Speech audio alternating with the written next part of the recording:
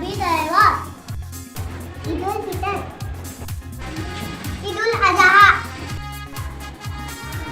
ईद मिलादुन नबी, Holi, Diwali, Christmas, Rakshabandhan, कौमी त्यौहार,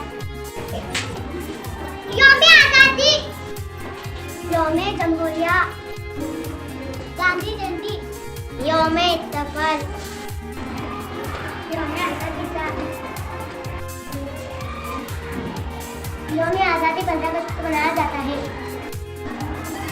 यौम जमहूरिया 26 जनवरी को मनाया जाता है। गांधी जयंती 2 अक्टूबर को मनाया जाता है।